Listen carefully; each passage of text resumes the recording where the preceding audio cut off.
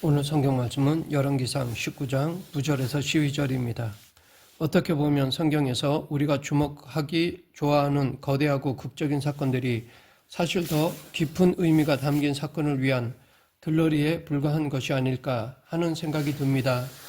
이 시간 갈멜산 전투에서 승리한 엘리야가 이세벨의 위협에 혼비백산하여 도망친 이를 통하여 엘리야에게 드러난 하나님의 열심을 알아보겠습니다. 갈멜산에서 바알과 아세라를 섬기는 수백 명의 선지자들과 누가 참 하나님을 믿는 것인지를 놓고 엘리야가 홀로 겨루었습니다. 수적 열세와 불리한 물리적 조건에도 엘리야가 믿는 하나님이 참 하나님임을 강렬하게 증명해 보인 갈멜산 전투는 엘리야의 위대한 승리로 끝이 났습니다. 이 싸움에서 패하여 많은 선지자들을 잃은 것이 분한 이세벨이 자기를 죽이려고 한다는 이야기를 듣게 된 엘리야는 갈멜산 전투에서 얻은 극적 승리의 환희도 뒤로 한 채 두려워 호렙산 굴로 도망쳤습니다.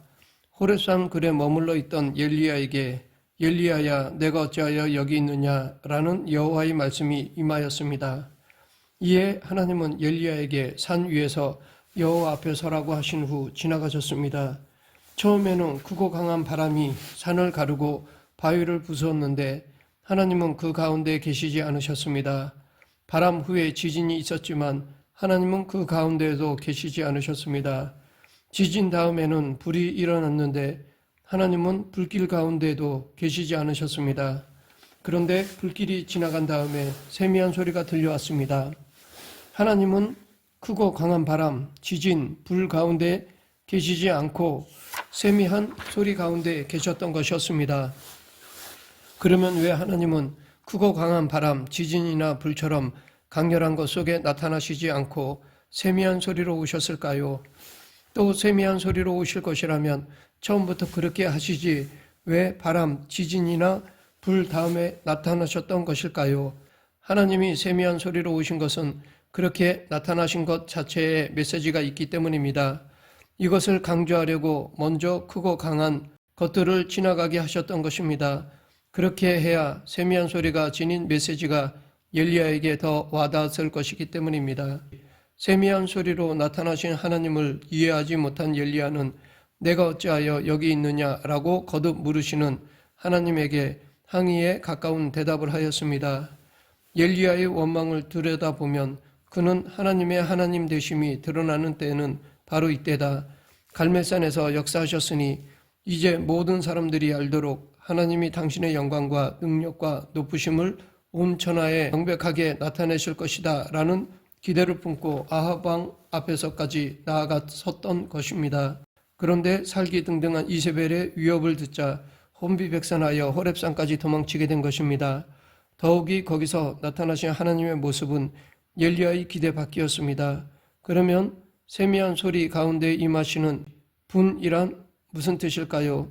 모두가 알아보고 알아듣는 방식으로 임재하는 분이 아니라 들을 귀 있는 자에게만 말씀하시는 하나님이라는 뜻입니다. 그런데 세미한 소리로 오신 하나님이라는 말을 들으면 이런 의문이 듭니다. 그러면 무엇 때문에 갈멜산에서는 불로 임하셨는가? 거기서도 세미한 음성으로 오시지. 이는 엘리야의 불만이면서 동시에 우리의 불만이기도 합니다. 실제로 살아가면서 하나님이 능력과 권세를 지닌 모습으로 나타나 주시지 않는 것 때문에 우리는 혼란을 겪습니다. 하나님이 우리 기대와는 다른 모습으로 일하시면 실망합니다. 그러면 이렇게 우리가 헛된 기대를 품고 사는 것에 대해 신약에서는 어떻게 말하고 있는지 살펴보겠습니다. 예수님은 복음을 전하실 때 병을 고치는 일이나 귀신을 쫓아내는 일을 함께 하셨습니다. 이런 모습을 보며 사람들은 예수님이 우리의 질고를 지고 우리의 슬픔을 담당하셨기 때문에 예수님을 믿으면 구원을 얻음과 동시에 질병과 슬픔과 악함에서 해방될 것이라고 생각합니다. 물론 그렇게 되는 날이 올 것입니다. 그러나 지금은 아닙니다. 여기에 신비가 있습니다.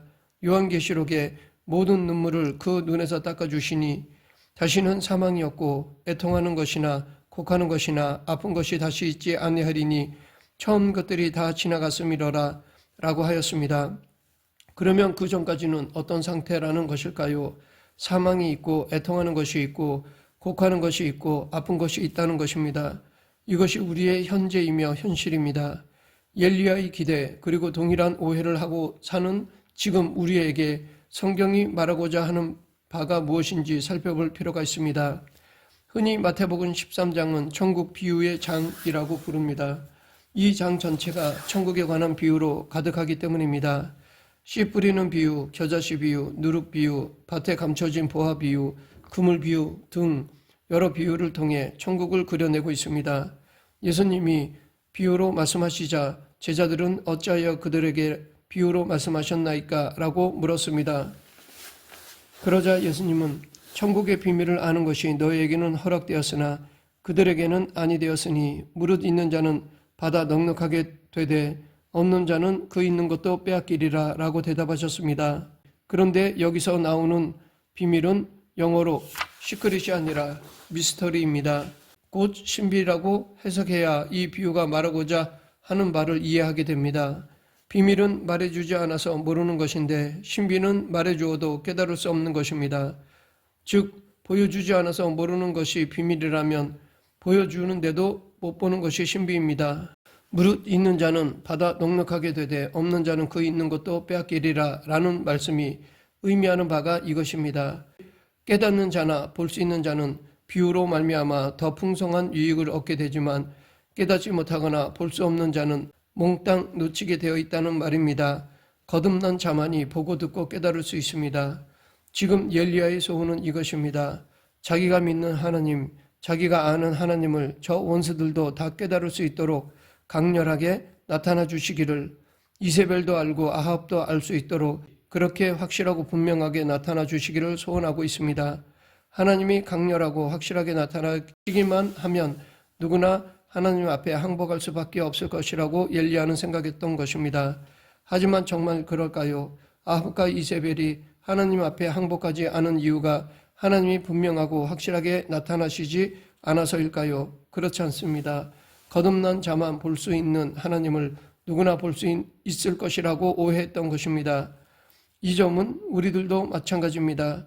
우리 역시 불신자들이 항복할 만큼 하나님이 더 강렬하고 확실하게 나타나 주시지 않는다며 불평합니다. 우리는 예수님의 씨 뿌리는 비유를 밭의 비유로 착각하는 경우가 있습니다. 그래서 대부분의 사람들은 씨 뿌리는 비유를 통해 좋은 땅이 되자 돌밭이나 길가가 되지 말자라고 다짐합니다. 그러나 씨 뿌리는 비유는 밭, 즉 받는 쪽에 대한 이야기가 아니라 씨, 즉 뿌리는 쪽에 대한 이야기입니다. 다시 말해 씨를 받는 밭의 관점이 아니라 씨를 뿌리는 관점에서 말하는 비유입니다. 여기서 씨란 천국 말씀, 곧 복음을 상징합니다. 씨를 뿌리는 것은 천국 말씀인 복음을 뿌리는 것입니다. 세상 사람들에게 천국을 소개하면 그들은 어떻게 반응할까요? 하나님을 보여주면 믿겠다고 합니다. 우리는 이런 때 하나님이 짠 하고 나타나 주시면 얼마나 좋을까라고 생각합니다. 그런데 하나님이 우리 기대대로 움직여 주시지 않기에 실망합니다. 이런 실망에는 본문에 나오는 엘리야처럼 하나님이 권능으로 나타나시면 누구든 예수를 믿을 수 있다라는 기대가 깔려 있습니다. 하지만 그렇지 않습니다. 거듭난 자가 아니면 깨달을 수 없습니다. 천국은 거듭난 자가 아니면 보아도 볼 수 없는 모습으로 와 있기 때문입니다. 예수 믿는 신비는 우리 이성으로 설명할 수 없습니다. 그러하기에 믿지 않는 자들에게 복음을 전할 때는 하나님을 증명하려고 애쓸 필요가 없습니다. 누가 보아도 천국이 천국답게 나타나 있다면 천국을 택하지 않은 사람은 없습니다. 하지만 씨 뿌리는 비유를 통해 예수님은 천국이 아무것도 아닌 모습으로 하찮은 모습으로 우리 곁에 와 있다고 하셨습니다. 이것은 굉장한 신비입니다. 무릇 있는 자는 받아 넉넉하게 되되 없는 자는 있는 것도 빼앗기리라 해서 보듯 천국을 볼 수 있는 자는 천국의 신비로 말미암아 넉넉하게 되고 그렇지 못한 사람들은 있는 것도 빼앗길 날이 옵니다. 뿌려진 말씀이 제 역할을 하는 곳에 가면 말씀에는 생명이 있기 때문에 30배, 60배, 100배의 결실을 합니다. 계속해서 겨자씨 비유의 목적은 적용에 있지 않습니다. 천국이 겨자씨 한 알처럼 작은 모습으로 우리 곁에 와 있다는 것을 말하려고 하는 것입니다. 너무나 작은 모습으로 와서 영광이 안 보입니다. 게다가 가뜩이나 작은데 땅속에 심겨져 있으니 아예 보이지도 않습니다. 그러나 아는 자는 압니다. 이것이 지금의 현실이며 또한 천국의 신비입니다. 이어지는 누룩의 비유에서 누룩은 밀가루와 비교가 안 될 정도로 아주 조금만 넣습니다. 겉으로 보기에 누룩을 넣은 반죽과 그렇지 않은 반죽은 차이가 없습니다. 부풀기 전에는 알아차리지 못합니다. 지금 천국이 이 땅에 와 있는 모습도 마찬가지입니다. 천국이 분명히 와 있는데 없는 것 같습니다. 또한 추수 때에 가면 의인과 악인이 갈라지겠지만 그 전에 천국은 마치 그물로 물고기를 잡아 모으는 것 같습니다. 지금 천국은 판정을 내리기 위해서가 아니라 초대하기 위해서 와 있는 것입니다. 천국은 우리 곁에 와 있습니다. 자신의 영광과 능력을 감추고 심판을 보려한 채 초청하는 모습으로 와 있습니다. 감춰진 부하로 삼켜진 씨앗으로 와 있습니다. 괄시를 받고 오해를 받는 모습으로 들어와 있는 것입니다. 이 사실을 깨달았다면 이제 섣부른 기대를 버려야 합니다. 특별한 이유가 없는 한 하나님은 당신의 능력을 나타내 우리가 누구인가를 증명해 주시지 않습니다. 전도할 때 하나님이 능력으로 역사하시면 상대방이 믿을 것 같다는 생각을 하지만 이 요구를 잘 들어주시지 않으십니다. 예수님의 길을 예비하러 온 세례 요한도 자기가 기대했던 메시아와 다른 모습의 예수님을 보며 고민했던 적이 있습니다. 요한이 생각하기에 메시아로 오실 분은 이 땅에 와서 심판을 행하여 모든 악을 전멸하고 모든 악한 것들을 소탕하는 일을 해야 하는데 이 땅에 오신 예수님은 딴짓만 하는 것 같아 의문이 들었던 것입니다. 이 질문은 지금 우리도 얼마든지 하는 질문입니다. 그러하기에 우리는 오늘 본문에 나온 엘리야가 마주한 절망을 공감할 수 있습니다. 하나님이 크고 강한 바람, 지진이나 불 가운데 임하시지 않고 세미한 소리 가운데 찾아오셨던 일, 아무것도 아닌 감춰진 모습으로 와 있는 천국, 이 모든 것이 우리가 기대했던 모습이 아닙니다. 그래서 우리는 자주 원통해하고 억울해합니다.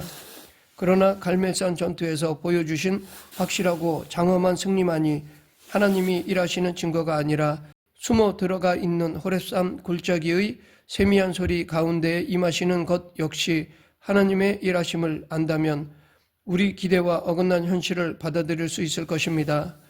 말씀을 맺겠습니다. 엘리야를 향한 하나님의 열심은 갈멜산 전투의 불로만이 아니라 아무것도 무너뜨리지 않고 불사르지 않고 고요하고 세미한 소리 가운데에서도 드러나십니다. 상한 갈대를 꺾지 않고 꺼져가는 심지를 끄지 않으려고 세미한 소리로 하나님이 오십니다. 세미한 소리에 담긴 하나님의 열심에 귀를 기울이며 천국의 신비를 새롭게 맛보는 저와 여러분이 되길 간절히 축원합니다. 기도하겠습니다. 생사화복을 주관하신 하나님 아버지, 크고 화려한 것에서만이 아니라 작고 평범한 속에서도 하나님을 발견하는 그리스도인이 되게 하여 주시옵소서. 예수님 이름으로 기도드립니다. 아멘.